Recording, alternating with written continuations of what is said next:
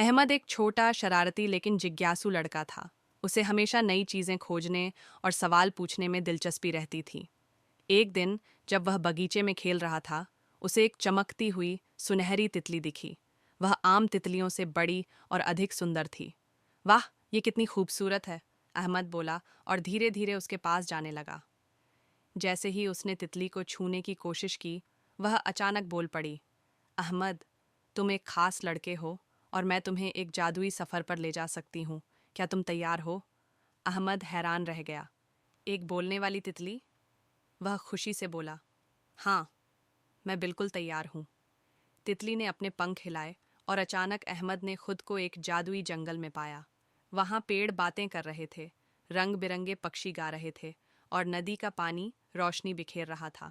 तितली ने कहा, यह जादुई जंगल केवल उन बच्चों के लिए खुलता है जो दिल से नेक होते हैं और दूसरों की मदद करना चाहते हैं। अहमद को जंगल में एक नन्हा खरगोश मिला, जो अपने बिल घर का रास्ता भूल चुका था। अहमद ने सोचा, यह मेरी पहली परीक्षा है। उसने तितली की मदद से खरगोश को उसके घर पहुंचाया। जैसे ही उसने मदद की, उसकी जेब में एक चमकता हुआ तारा प्रकट हो गया। यह जादुई तारा तुम्हारी नेक दिली का इनाम है, तितली ने मुस्कुराकर कहा। अहमद ने सफ़र जारी रखा और रास्ते में और भी जीवों की मदद की, जैसे एक नन्हे पक्षी को उसके घोंसले तक पहुंचाना और एक प्यासी हिरनी को पानी तक ले जाना। हर अच्छे काम के बदले उसे एक चमकता हुआ तारा मिलता गया। अंत में तितली ने कहा, अब समय आ गया है कि तुम घर लौट जाओ, लेकिन याद रखो, असली जादू दूसरों की मदद में है।